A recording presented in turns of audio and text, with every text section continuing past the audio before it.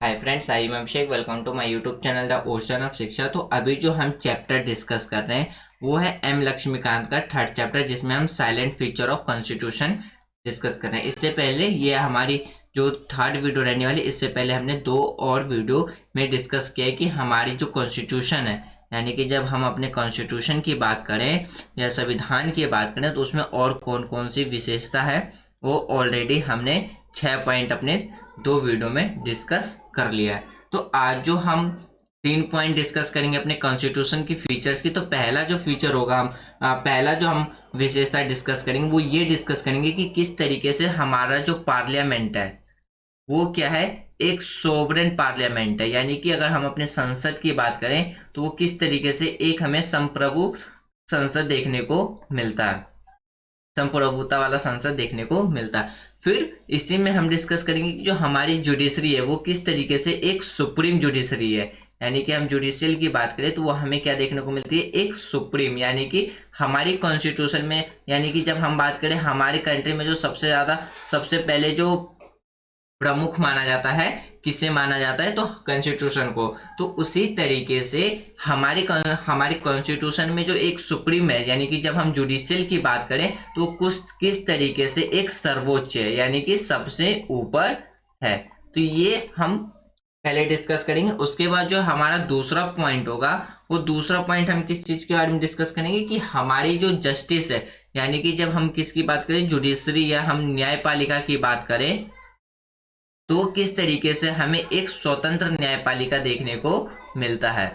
किससे? तो पार्लियामेंट से। यानी कि हम अब हमारी कंट्री में क्या है, पार्लियामेंट के पास ये अधिकार बिल्कुल भी नहीं है कि वो सुप्रीम कोर्ट के मैटर में वो क्या कर सके, इंटरफेयर कर सके। तो किस तरीके से हमारी कंट्री में जो जुडिशरी है वो एक तरीके से इंडिपेंडेंस होकर के काम करती है, उसको हम डिस्कस करेंगे।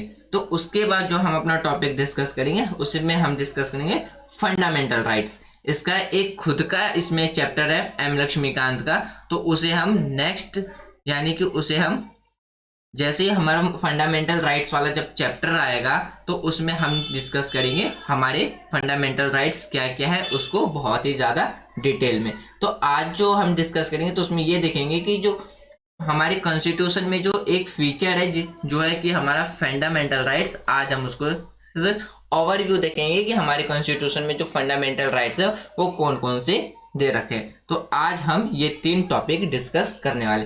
तो लास्ट वीडियो में जो हमने दो वीडियो में जो ऑलरेडी हमने पॉइंट डिस्कस किया है, तो फर्स्ट वीडियो में जो हमने पॉइंट डिस्कस किया था कि हमारा जो कॉन्स्टिट्यूशन है, यानी कि जब हम बात करें हमारे कॉन्स्टिट्यूशन का जो साइलेंट फीचर की जो पहली फीचर्स की बात की थी, वो क्या था कि हमारा जो कॉन्स्टिट्यूशन है किस तरीके से एक वर्ल्ड का सबसे बड़ा रिटन कॉन्स्टिट्यूशन है। उसके बाद जो हमने टॉपिक डिस्कस दूसरी जो फीचर बात की थी कि हमारे कॉन्स्टिट्यूशन के जो अलग अलग सोर्स हैं वो कौन कौन से थे। फिर हमने जो इसकी जो फीचर्स डिस्कस की थी कि हमारा कॉन्स्टिट्यूशन किस तरीके से, हमारे कॉन्स्टिट्यूशन में एक रिगिडिटी यानी कि एक कठोरता और लचीलापन का मिक्सर, यानी कि जो फ्लेक्सिबिलिटी है उसका एक मिक्सचर देखने को मिलता है। तो चौथा हमने जो फीचर डिस्कस किया था, किस तरीके से हमारे कॉन्स्टिट्यूशन में एक फेडरल सिस्टम और यूनिटरी बेसिस सिस्टम दोनों हमें देखने को मिलता है, जिसके वजह से क्या है, तो जो केसी है, यानी कि हमारे केसी के द्वारा क्या कहा गया था, तो इंडिया कॉन्स्टिट्यूशन को एक क्वाज़ी फेडरल कहा गया। फिर हमने जो अपनी पांचवी फीचर्स की, जो हमने पांचवा फीचर से डिस्कस किया था वो कौन सा किया था, पार्लियामेंट्री फॉर्म ऑफ गवर्नमेंट, जो कि हमारे कॉन्स्टिट्यूशन की क्या है, एक फीचर्स है, वो भी हमने इसमें डिस्कस किया था। तो आज जो हम डिस्कस करेंगे वो हम ये 6 पॉइंट, यानी कि ये 3 पॉइंट आज हम डिस्कस करने वाले हैं। तो ये 3 पॉइंट आज हम डिस्कस करेंगे।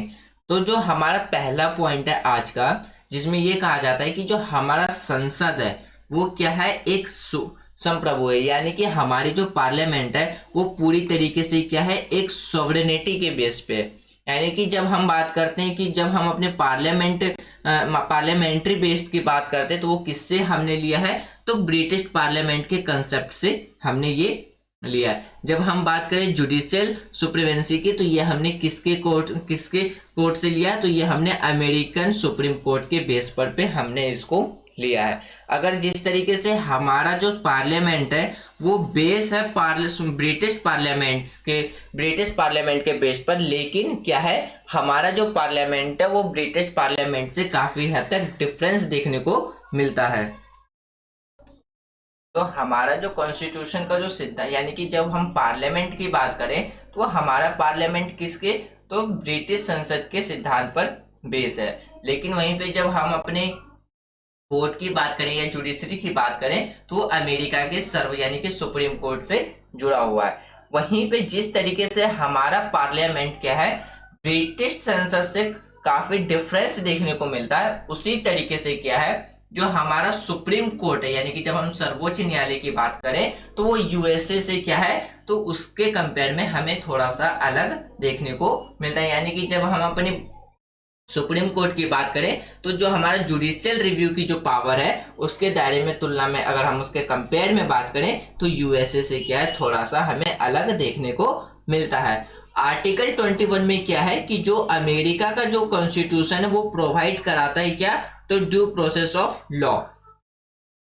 और हमारा जो कॉन्स्टिट्यूशन है वो क्या करता है, तो वो प्रोसीड्यूर इस्टेब्लिश बाय लॉ के बेस पे, जो कि हमारे कॉन्स्टिट्यूशन आर्टिकल 21 में लिखा हुआ है। तो यहाँ पे क्या है कि हमारा जो कॉन्स्टिट्यूशन है थोड़ा सा डिफरेंस हो जाता है किससे, तो यूएसए के कॉन्स्टिट्यूशन से। क्यों, क्योंकि यूएसए का जो कॉन्स्टिट्यूशन है वो क्या प्रोवाइड कराता है, due to process of law, यानी कि वो क्या करता है निहित कानून के द्वारा वो स्थापित प्रक्रिया को फॉलो करता है। जबकि हम अपने कानून की बात करें तो यानी कि वो क्या है, तो कानून के यानी कि निहित कानून के द्वारा स्थापित प्रक्रिया के खिलाफ में काम करता है। और हमारा कानून क्या है, तो वो कानून की उचित प्रक्रिया को प्रदान कराने का काम करता है, जो कि आर्टिकल 21 में लिखा हुआ है। तो यहाँ पे क्या है, तो हमारे कॉन्स्टिट्यूशन और यूएसए की कॉन्स्टिट्यूशन में थोड़ा सा डिफरेंस देखने को मिल जाता है। अगर हम बात करें अपने कॉन्स्टिट्यूशन के बारे में, तो हमारे कॉन्स्टिट्यूशन जो यानी कि हमारा जो कॉन्स्टिट्यूशन है, हमारे कॉन्स्टिट्यूशन के जो फ्रेमर्स यानी कि हमारे कॉन्स्टिट्यूशन को जो लिखने वाले जो निर्माता थे, हमारे कॉन्स्टिट्यूशन को जिन्होंने लिखा है, उनके द्वारा क्या कहा गया था कि हमारा जो पार्लियामेंट है वो क्या है, एक संप्रभुता असंसदीय है, जो कि किस पे, तो ब्रिटिश संसद के आधार पर है। और जबकि जो हम न्यायिक सर्वोच्चता की बात करें, यानी कि हम बात करें किसकी, तो जो जुडिशियल सुप्रीमेंसी की बात करें तो वो किसके बेस पे है, तो वो अमेरिका के जो हमारा अमेरिका के जो सुप्रीमेंसी है उसके बेस पे है। तो वहीं पे क्या है, फिर कहा गया था कि जो सुप्रीम कोर्ट है, हम बात करें किसकी, जो सर्वोच्च न्यायालय है, वो एक और से क्या करेगा, समीक्षा की ओर से शक्ति के माध्यम से वो क्या करेगा, जो संसदीय कानून के असंवैधानिक घोषित कर सकता है। इसका मतलब यह है कि जो हमारे कॉन्स्टिट्यूशन मेकर्स थे उन्होंने कहा कि संसद जो यानी कि जब हम बात करें पार्लियामेंट की, संसद कोई भी कानून बना सकता है और कोई भी कानून में बदलाव कर सकता है। यानी कि संसद क्या है, कहीं पे भी वो अमेंडमेंट कर सकता है, लेकिन फिर इसी अमेंडमेंट में क्या कहा गया कि जो सुप्रीम कोर्ट है, यानी कि जब हम बात करें अपनी सुप्रीम कोर्ट की, तो वो क्या कर सकता, पार्लियामेंट के द्वारा जो बनाए गए लॉ है या जो अमेंडमेंट है उसे अनकॉन्स्टिट्यूशन डिक्लेयर तब कर सकता है जब हमारा जो पार्लियामेंट है वो क्या करे, फंडामेंटल राइट्स को हनन करे। तो जैसे ही या संसद के द्वारा क्या हो, संविधान का जो हम या अपने कॉन्स्टिट्यूशन का जो बेसिक स्ट्रक्चर यानी कि कॉन्स्टिट्यूशन का जो बेसिक स्ट्रक्चर है, यदि संविधान के द्वारा चेंज किया जाता है तो उसे सुप्रीम कोर्ट क्या कर सकता है, तो अनलॉ डिक्लेयर कर सकता है। ये हमारे किसके द्वारा कहा गया था, तो कॉन्स्टिट्यूशन मेकर्स के द्वारा कहा गया था। जैसे कि हमने पीछे जो हमारी इस चैप्टर की जो फर्स्ट क्लास थी उसमें हमने ये डिस्कस किया था कि किस तरीके जो हमारा यानी कि हम बात करें जो 42nd अमेंडमेंट जो एक्ट था जो कि 1976 में किया गया था, जिसे हम कहते हैं कि मिनी कॉन्स्टिट्यूशन क्यों? क्योंकि इसमें सबसे ज्यादा कॉन्स्टिट्यूशन में संशोधन किया गया था। इसी के बाद इससे पहले जो केशवानंद भारती केस आया था, इसमें सुप्रीम कोर्ट के द्वारा ये जस्टिफाई किया गया, ये निर्देश दिया गया कि पार्लियामेंट चाहे तो किसी में भी अमेंडमेंट कर सकती है या कोई भी लॉ बना सकती है, लेकिन कॉन्स्टिट्यूशन में अगर पार्लियामेंट के द्वारा बेसिक स्ट्रक्चर चेंज किया जाएगा तो वो क्या माना जाएगा? अनकॉन्स्टिट्यूशनल माना जाएगा। क्या माना जाएगा? अनकॉन्स्टिट्यूशनल। ऐसा इसलिए ताकि पार्लियामेंट क्या करे कि संविधान का पूरा बेसिक स्ट्रक्चर चेंज ना कर दे। और जब पार्लियामेंट के द्वारा कहा गया है कि आप हमें ये बताइए कि कॉन्स्टिट्यूशन का जो है बेसिक स्ट्रक्चर क्या है, तो सुप्रीम कोर्ट के द्वारा कहा गया कि वो हम डिसाइड करेंगे कि कॉन्स्टिट्यूशन का बेसिक स्ट्रक्चर क्या है। अगर एग्जाम्पल के तौर पे देखें, जैसे कि मान लीजिए ये एक स्ट्रक्चर बना हुआ है, तो इसमें ये जैसे कि ये एक स्ट्रक्चर बना हुआ है, इसमें यहाँ पे अलग अलग चीजें रखी हुई है, अलग अलग चीजें रखी हुई है। तो सुप्रीम कोर्ट के द्वारा कहा गया था केशवानंद भारती केस में कि आप कहीं पे भी कॉन्स्टिट्यूशन में अमेंडमेंट कर सकते हैं, कोई भी नया लॉ बना सकते हैं, लेकिन आप कॉन्स्टिट्यूशन में जो भी कॉन्स्टिट्यूशन का जो बेसिक स्ट्रक्चर है, यानी कि जो हमारा स्ट्रक्चर बना हुआ है, आप इसमें कोई भी चेंजेस नहीं कर सकते हैं। यदि आप इसमें कोई चेंजेस करेंगे तो क्या होगा? इसे अनकॉन्स्टिट्यूशनल डिक्लेयर कर दिया जाएगा। तो फिर यहाँ से हमें ये पता चल जाता है कि जो सुप्रीम कोर्ट है वो किस तरीके से एक इंडिपेंडेंस होकर के काम करता है और किस तरीके से हमारे देश में पार्लियामेंट की संप्रभुता के साथ एक सर्वोच्च यानी कि एक न्यायिक सर्वोच्चता का भी संश्लेषण हमें देखने को मिलता है। तो अब जो हमारा अगला टॉपिक है वो है कौन सा? कि किस तरीके से हमें हमारी जो जस्टिस है, यानी कि जब हम अपने कोर्ट्स की बात करते हैं, चाहे वो सुप्रीम कोर्ट हो, हाई कोर्ट हो, चाहे हम सुप्रीम कोर्ट की बात करें, हाई कोर्ट की बात करें, वो क्या है? एक पार्लियामेंट से हमें इंडिपेंडेंट देखने को मिलता है। जैसे कि अभी हमने थोड़ी देर पहले जो डिस्कस किया था कि 1973 में जो केशवानंद भारती केस आया था, उसमें सुप्रीम कोर्ट के द्वारा क्लियरली कह दिया कि पार्लियामेंट कहीं पे भी अमेंडमेंट कर सकती है, लेकिन कॉन्स्टिट्यूशन का जो बेसिक स्ट्रक्चर है उसे अमेंडमेंट नहीं कर सकती है।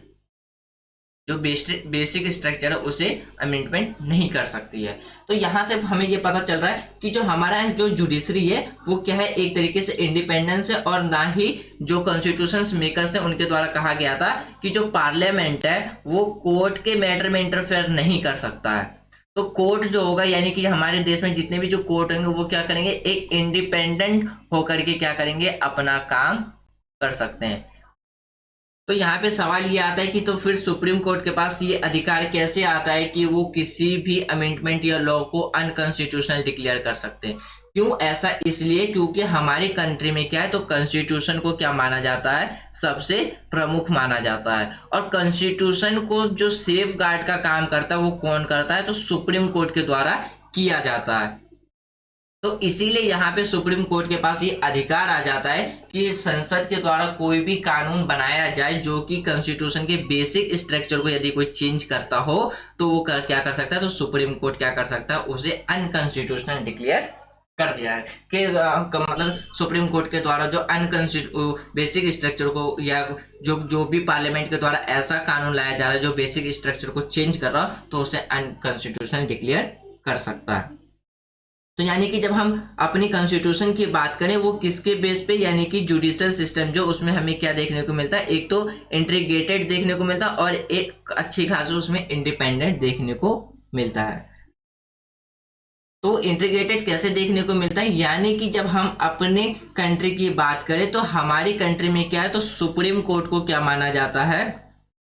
सबसे सर्वोच्च न्यायालय माना जाता है, यानी कि सबसे बड़ा कोर्ट माना जाता है, जो कि दिल्ली के प्रगति मैदान में इसकी लोकेशन देखने को मिलती है। प्रगति मैदान में जिसे देखने को मिलती है, मैदान में इसकी लोकेशन देखने को मिलती है। तो हमारे कंट्री में क्या है कि सबसे पहले सबसे सुप्रीम किसको माना जाता है, यानी कि सबसे सर्वोच्च सबसे बड़ा कोर्ट किसे माना जाता है? तो सुप्रीम कोर्ट को। उसके बाद किसको माना जाता है? हाई कोर्ट को, जो कि हर एक स्टेट में क्या है, खुद का अपना एक हाई कोर्ट देखने को मिलता है। फिर उसके बाद हमें देखने को मिलता है डिस्ट्रिक्ट कोर्ट। तो इसके वजह से क्या है कि हमारी कंट्री में जो जुडिशरी सिस्टम है, जुडिशरी सिस्टम में जो सुप्रीम कोर्ट है वो हमें सबसे टॉप पर देखने को मिलता है, और फिर क्या उसके नीचे हाई कोर्ट और डिस्ट्रिक्ट कोर्ट हमें देखने को मिलता है, जो कि कहाँ पे है, तो हमें स्टेट लेवल पे देखने को मिलते हैं हाई कोर्ट्स। तो इसी चीज को कहा गया था कि हमारी कंट्री में जो जुडिशियल सिस्टम है वो क्या है, एक इंटीग्रेटेड सिस्टम है, इंटीग्रेटेड जुडिशियल सिस्टम है, जुडिशियल सिस्टम है। जैसे कि जब हम बात करें सबसे ऊपर सुप्रीम कोर्ट, उसके नीचे हाई कोर्ट और सबसे नीचे जो डिस्ट्रिक्ट कोर्ट आता है, इसमें अगर एक एग्जांपल से समझे इन तीनों के फंक्शंस को, जैसे कि इस पे लोगों के पास क्या है, जो लॉ यानी कि एक राइट्स मिलता है इक्वल टू लॉ, यानी कि कानून के समक्ष समान, यानी कि किसी पर्सन को अगर डिस्ट्रिक्ट कोर्ट में जस्टिस नहीं मिलता है तो वो क्या करता है, इसके ऊपर वाले कोर्ट में क्या कर सकता है, अपनी जस्टिस के लिए अपील कर सकता है। यदि हाई कोर्ट में भी उस पर्सन को जस्टिस नहीं मिलता है तो वो क्या कर सकता है, सुप्रीम कोर्ट में अपील कर सकता है। तो ये भारत का जो हमारी कंट्री का ये सबसे बड़ा कोर्ट होने की वजह से क्या है, अगर सुप्रीम कोर्ट जो भी फैसला करेगा वो सुप्रीम कोर्ट के पास राइट्स है कि वो अपनी जो भी जस्टिस जो भी उसने निर्णय लिया है उसको क्या करे, एक बार रिव्यू करे। लेकिन जो भी एक बार सुप्रीम कोर्ट के द्वारा फैसला सुना दिया जाता है तो वो क्या होता है, तो एक तरीके से अंतिम निर्णय माना जाए, यानी अंतिम फैसला उसका माना जाता है। तो इस तरीके से क्या है, हमारी कंट्री में क्या है, जो जुडिशियल सिस्टम है वो बॉटम से लेके अपर तक देखने को मिलता है, और तीनों किस तरीके से एक दूसरे से कनेक्टेड है। तो इसीलिए हमारी कंट्री में जो जुडिशियल सिस्टम है उसमें एक इंटीग्रेटेड पैटर्न देखने को मिलता है। जैसे कि अभी हमने जस्ट बात की, जैसे कि हमारी कंट्री में एक उच्च न्यायालय यानी कि एक सुप्रीम कोर्ट, और हर एक स्टेट में उनका क्या है, अपना खुद का हाई कोर्ट और डिस्ट्रिक्ट कोर्ट, या जिसे हम लोअर कोर्ट भी कहते हैं, वो हमें देखने को मिलता है। लेकिन ये क्या है, तो हमारी ये यूएसए से अलग है। क्यों? यूएसए में क्या है कि जिस तरीके से सेंट्रल लॉ बनाता है उसी तरीके से यानी कि एक सुप्रीम कोर्ट है, और हर एक स्टेट का अपना खुद का कोर्ट है। तो यहाँ पे हमें क्या है, तो हर एक स्टेट का हमें यूएसए में क्या देखने को मिलता है, तो सुप्रीम कोर्ट देखने को मिलता है। जबकि हमारी कंट्री में क्या है, पूरी कंट्री का एक ही सुप्रीम कोर्ट है और हर स्टेट का अपना खुद का एक हाई कोर्ट है। जबकि यूएसए में क्या है कि सेंट्रल का तो खुद का अपना सुप्रीम कोर्ट है, लेकिन हर एक स्टेट का भी अपना सुप्रीम कोर्ट है। फिर जैसे कि हम बात करें जो फेडरल लॉ है जो इन्फोर्स किया जाता है फेडरल जुडिशरी का, जो कि स्टेट लॉ इन्फोर्स करता है स्टेट जुडिशरी। लेकिन हमारी कंट्री में ऐसा देखने को नहीं मिलता। हमारी कंट्री में क्या है, एक सुप्रीम कोर्ट है, फिर हर एक स्टेट का अपना हाई कोर्ट देखने को मिलता है। फिर हम बात करें कि जो सुप्रीम कोर्ट है हमारी कंट्री का, वो क्या करता है, एक गारंटियर है हमारे फंडामेंटल राइट्स के लिए और हमारे कॉन्स्टिट्यूशन के लिए। तो यानी कि हमारा जो सुप्रीम कोर्ट है, यानी कि जो हमारा सुप्रीम कोर्ट है वो क्या करता है, तो कॉन्स्टिट्यूशन के लिए, हमारा जो कॉन्स्टिट्यूशन है उसके लिए वो क्या करता है, एक तरीके का गाइडेंस का भी काम करता है। यानी कि ये सुप्रीम कोर्ट डिसाइड करता है कि जो संविधान, हमारा जो कॉन्स्टिट्यूशन है जिसे हम हिंदी में संविधान कहते हैं, संविधान का बेसिक स्ट्रक्चर क्या होगा और बेसिक स्ट्रक्चर क्या नहीं होगा, वो कौन डिसाइड करता है, तो सुप्रीम कोर्ट के द्वारा डिसाइड किया जाता है। यदि पार्लियामेंट के द्वारा कोई ऐसा कानून या ऐसा अमेंडमेंट बनाया जाए जिससे कि हमारा फंडामेंटल राइट्स का हनन हो, तो हम उसके लिए क्या कर सकते हैं, सुप्रीम कोर्ट में अपील कर सकते हैं कि इस कानून के द्वारा हमारा क्या है, फंडामेंटल राइट्स हनन हो रहा है। सुप्रीम कोर्ट की, यानी कि जब हम बात करें जुडिशरी की, तो हमारी कंट्री में जुडिशरी को इंडिपेंडेंस रखने के लिए कॉन्स्टिट्यूशन मेकर्स के द्वारा कुछ बातों का सुनिश्चित किया गया था। पहला सुनिश्चित ये किया गया कि जो जुडिशरी होगा वो क्या करेगा, एक तो इंडिपेंडेंस होकर के काम करेगा, ना कि वो किसी भी एग्जीक्यूटिव या लेजिस्लेटिव के अंडर में रह करके काम करेगा। और जो भी कोर्ट्स, यानी कि कोर्ट के जो जज है उनका जो टेन्योर है, यानी कि जो टाइम पीरियड है, वो क्या कर दिया जाएगा, फिक्स कर दिया जाएगा। फिर कहा गया है कि सुप्रीम कोर्ट के अंदर जो इतने भी जो जजेस हैं, यानी कि सुप्रीम कोर्ट के अंदर जितने भी जो जजेस हैं उनको जो भी चार्ज किया जाएगा वो किससे किया जाएगा, कंसोलिडेटेड फंड ऑफ इंडिया से दिया जाएगा।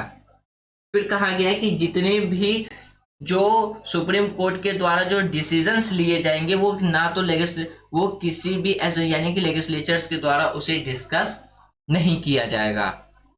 फिर कहा गया कि power to punish its contempt vested in the court supreme court, यानी कि कहा गया कि यदि किसी को सुप्रीम कोर्ट के अंदर बुलाया जा रहा है उनके द्वारा, अगर किसी पर मान लीजिए कि ये पर्सन एक्स है, इसने कोई ऐसा काम किया जिसके लिए इस पे क्या हो गया, केस फाइल दर्ज किया गया, यदि कोर्ट के द्वारा सुप्रीम कोर्ट के द्वारा इस पर्सन को कोर्ट में हाजिर होने के लिए कहा जाता है और ये रिपीटेड कंटिन्यूसली अपने कोर्ट में हाजिर नहीं होता है, तो इस पे क्या होगा, तो इस पर्सन को क्या किया जाएगा, तो जो कोर्ट ऑफ कंटेम्प्ट है इसके तहत पे इसे पनिश करने का अधिकार किसके पास है, तो सुप्रीम कोर्ट के पास है। वो इसके तहत वो क्या कर सकता है, इस पर्सन को पनिश कर सकता है। फिर हमें देखने को मिलता है सेपरेशन पावर देखने को मिलता है एग्जीक्यूटिव से, यानी कि जुडिशरी की जो भी पावर है वो सेपरेट कर दिया गया है किससे, तो एग्जीक्यूटिव से। किससे, एग्जीक्यूटिव से, जिसके वजह से क्या हमारी कंट्री में एक इंडिपेंडेंस कोर्ट देखने को मिलता है। अब जो हमारा आज का जो लास्ट फीचर जो टॉपिक हम डिस्कस कर रहे हैं वो है हमारा फंडामेंटल राइट्स, यानी कि जिसे हम कहते हैं मौलिक अधिकार।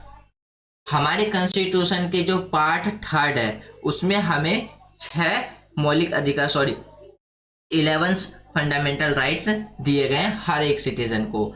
जैसे कि हम बात करें आर्टिकल जो हमारा 14 से 18 है वो क्या है, राइट टू इक्वालिटी, यानी कि इसके तहत हमारे आर्टिकल 1 से 14 से लेके 18 तक में जो हमारे पास राइट टू इक्वालिटी है, इसके बेस पे कोई भी व्यक्ति किसी के साथ भी डिस्क्रिमिनेट नहीं कर सकता है। हर एक आदमी कानून के सामने, लॉ के सामने क्या है, तो इक्वल है। फिर राइट टू हम फ्रीडम की बात करें जो कि हमारा आर्टिकल 19 से लेके 22 तक। इस अधिकार के तहत क्या है, हर एक पर्सन के पास ये अधिकार रहता है कि वो स्वतंत्र रूप से कहीं पे भी क्या करे, तो वो घूम सकता है, अपनी इच्छा से कोई भी रोजगार कर सकता है। इन सब चीज के लिए वो क्या है, तो स्वतंत्र है। फिर आर्टिकल 23 से आर्टिकल 24 तक में हमारे पास ये अधिकार रहता है कि राइट टू अगेंस्ट एक्सप्लॉयटेशन, यानी कि हमारे हर एक सिटीजन के पास ये अधिकार है, यदि उनके साथ क्या होता है, शोषण होता है, तो उस शोषण के खिलाफ क्या कर सकते हैं, तो वो कोर्ट में जाकर के अब जस्टिस के लिए मांग कर सकते हैं और वो अपने न्याय के लिए लड़ सकते हैं।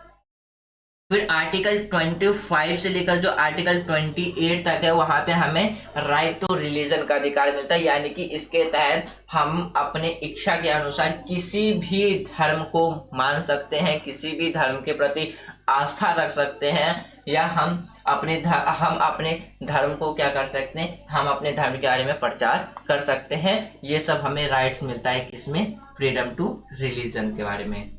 यानी कि इस अधिकार के तहत कोई भी पर्सन हम पे जबरदस्ती ये थोप नहीं सकता है कि आप एक रिलीजन फॉलो करें और दूसरा रिलीजन फॉलो ना करें। यहाँ पे हमारे पास ये पूरा अधिकार रहता है कि हम अपनी स्वयं की इच्छा से क्या कर सकते हैं, अपने धर्म का पालन कर सकते हैं, जिस धर्म में भी हमारा क्या हो, आस्था हो, जिस धर्म के प्रति भी आस्था हो हम उसको क्या कर सकते हैं, तो उसका पालन कर सकते हैं। फिर आर्टिकल 29 से लेकर के आर्टिकल 30 तक में हमारे पास ये अधिकार रहता है कि हम किसी भी संस्कृति और हमारे पास शिक्षा का अधिकार मिलता है। आर्टिकल 29 से लेकर आर्टिकल 30 ये कहता है कि हर एक पर्सन के पास अपनी संस्कृति से रिलेटेड और शिक्षा का अधिकार उसे प्राप्त है।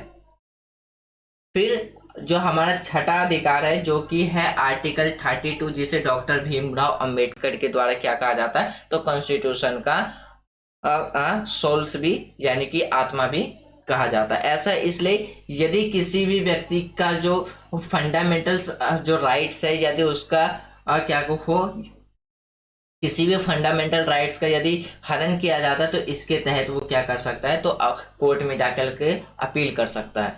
तो इसीलिए इसे जो हमारा fundamental right to constitutional remedies है, इसे सोल्स ऑफ कॉन्स्टिट्यूशन भी कहा गया डॉक्टर भीमराव अंबेडकर के द्वारा। यदि किसी व्यक्ति के फंडामेंटल राइट्स का जो अधिकार का जो शोषण होता है, वो उसके अगेंस्ट में क्या कर सकता है, जस्टिस पाने के लिए वो क्या कर सकता है, किसी भी कोर्ट में जा सकता है, जिसके लिए क्या कहा गया, तो हमारे संविधान का सोल कहा जाता है।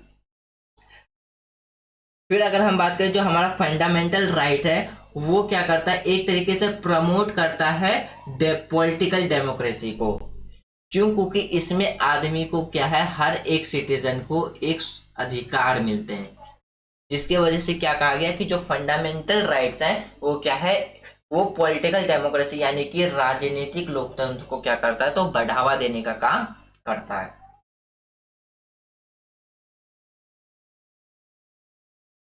फिर अगर हम बात करें हमारा जो फंडामेंटल राइट्स है, यदि कोई हमारे फंडामेंटल राइट्स का हनन करता है या वायलेशन किया जाता है हमारे फंडामेंटल राइट्स को एग्जीक्यूटिव या लेजिस्लेटिव के द्वारा, तो उसके लिए क्या है, तो हम उसके लिए कोर्ट में जा सकते हैं उस जस्टिसेबल के लिए, जो कि नेचर में है। यानी कि नेचुरली तौर पे हम क्या कर सकते हैं, कोर्ट में जा सकते हैं और कह सकते हैं कि हमारे फंडामेंटल राइट्स का हनन हो रहा और हम अपने फंडामेंटल राइट्स के लिए कोर्ट में जा सकते हैं। यदि यहाँ पे ये कहा गया, यदि फंडामेंटल राइट्स का उल्लंघन किया जाता है, यानी कि मौलिक अधिकारों का उल्लंघन किया जाता है, तो अदालतों के द्वारा क्या है, विधायिका और कार्यपालिका को मनमानी करने से रोकता है, जिसे हम कहते हैं जस्टिसेबल इन नेचर, यानी कि प्राकृतिक में न्याय संगत।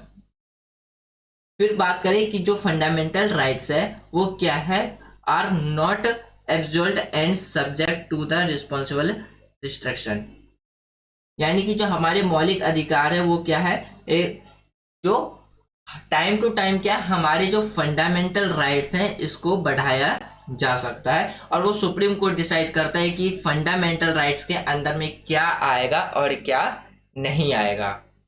जैसे कि हमने जो कुछ प्रीवियस क्लास की वीडियो में जो हमने कुछ टॉपिक डिस्कस किया था एक बार, तो उसमें हमने डिस्कस किया था कि जो प्योर वाटर है वो प्रोवाइड कराना किसकी रिस्पॉन्सिबिलिटी बता दी गई थी, तो गवर्नमेंट की। क्यों? क्योंकि प्योर वाटर जो है वो किससे रिलेटेड कर दिया गया था, तो राइट टू लाइफ से रिलेटेड कर दिया गया था, राइट टू लाइफ से, जिससे क्या है कि एक स्वच्छ पानी प्रोवाइड कराना किसकी रिस्पॉन्सिबिलिटी बना दी गई थी, फिर गवर्नमेंट की रिस्पॉन्सिबिलिटी बना दी गई थी। तो इसी तरीके से क्या है, हमारे जो फंडामेंटल राइट्स हैं वो क्या है, उसको टाइम टू टाइम क्या किया जा सकता है, तो उस फंडामेंटल राइट्स के अंदर और क्या क्या आएगा तो उसको ऐड किया जा सकता है, और वो ऐड कौन कर सकता है, तो वो सुप्रीम कोर्ट कर सकता है, और जो पार्लियामेंट है कॉन्स्टिट्यूशनल अमेंडमेंट के थ्रू उसे क्या कर सकता है, तो कॉन्स्टिट्यूशनल अमेंडमेंट यानी कि हमारे संविधान में अधिनियम के द्वारा क्या कर सकता है, तो निरस्त किया जा सकता है। निरस्त मतलब कि उसमें ऐड कर सकता है, या अगर ऐसा नहीं किया जाता है तो सुप्रीम कोर्ट फिर उसमें डिफाइन करती है कि आपको ऐसा करना पड़ेगा। यानी कि हम बात करें इसके अलावा, जैसे कि हम बात करें एक संवैधानिक संशोधन अधिनियम के माध्यम से संसद द्वारा कम या निरस्त किया जा सकता है किसको, तो हमारे फंडामेंटल राइट्स को। जैसे अगर हम कम की बात करें तो एग्जाम्पल के तौर पे क्या देखें, तो हमारा जो राइट टू प्रॉपर्टी था, राइट टू प्रॉपर्टी वो क्या है, संसद के पार्लियामेंट के द्वारा इसे क्या कहा गया, एक लीगल राइट बना दिया गया फंडामेंटल राइट से हटा करके। यानी कि यहाँ पे पार्लियामेंट के पास ये अधिकार हो जाता है, वो हमारे फंडामेंटल को क्या कर सकते हैं, फंडामेंटल राइट्स को घटा या बढ़ा भी सकते हैं। अगर हम बात करें आर्टिकल 20 और 21 के द्वारा है, तो जो नेशनल इमरजेंसी के टाइम पे क्या होता है, तो हमारे जितने भी जो फंडामेंटल राइट्स हैं वो सारे सस्पेंड हो जाते हैं, बस 2 आर्टिकल को छोड़ करके, यानी कि आर्टिकल 20 और 21 को छोड़ करके। आर्टिकल 20 एंड 21 को छोड़ करके यदि हमारी कंट्री में इमरजेंसी डिक्लेयर किया जाता है, तो उस टाइम हमारे सारे फंडामेंटल राइट्स क्या हो जाते हैं, तो सस्पेंड हो जाते हैं, बस इन 2 आर्टिकल को छोड़ करके। तो फ्रेंड्स ये था हमारा आज का डिस्कशन, जिसमें आज हमने 3 फीचर्स और डिस्कस किए हैं अपनी कॉन्स्टिट्यूशन का। तो पहला जो फीचर्स हमने डिस्कस किया, तो किस तरीके से हमारा जो पार्लियामेंट है वो एक तरीके से सोवरेनिटी पार्लियामेंट है, और जो जुडिशियल है वो हमें सुप्रीमेंसी देखने को मिलता है। पहला हमने फीचर डिस्कस किया आज की क्लास में। फिर दूसरा जो टॉपिक हमने डिस्कस किया वो ये डिस्कस किया कि हमारी जो जुडिशरी है वो किस तरीके से एक इंडिपेंडेंस होकर के काम करती है। और तीसरा जो हमने फीचर डिस्कस किया वो किया हमने फंडामेंटल राइट्स। तो नेक्स्ट वीडियो में जो हम 3 टॉपिक डिस्कस करेंगे, जो हमारे 3 फीचर्स हैं हम कॉन्स्टिट्यूशन के, वो और डिस्कस करेंगे। तो उसमें होगा पहला डीपीएसपी, यानी कि directive principle of state policy, जिसे हम राज्य की नीतिक निर्देशक सिद्धांत कहते हैं। फिर जब हमारे पास फंडामेंटल राइट्स है, तो फिर अगला जो टॉपिक हम डिस्कस करेंगे फंडामेंटल ड्यूटीज, यानी कि हमारे और मौलिक कर्तव्य क्या क्या है। फिर हम बात करेंगे एक फीचर्स के बारे में, अ सर्कुलर स्टेट, यानी कि हमारे देश का जो हर एक स्टेट है या हम अपने कंट्री की बात करें तो किस तरीके से वो एक धर्मनिरपेक्ष राज्य या देश है। तो मुझे उम्मीद है कि आज हमने जो भी टॉपिक डिस्कस किया वो आपको पूरी तरीके से समझ में आ गया होगा। यदि कोई डाउट हो तो आप उस डाउट को कमेंट बॉक्स में लिख देना। हम नेक्स्ट वीडियो में जो हम टॉपिक डिस्कस करेंगे उससे पहले हम अपने डाउट्स क्लियर कर लेंगे, तब हम अपना नेक्स्ट टॉपिक डिस्कस करेंगे। और आप अपना फीडबैक वीडियो को लाइक या डिसलाइक करके दे सकते हैं। Thanks for watching friends, take care, जय हिंद।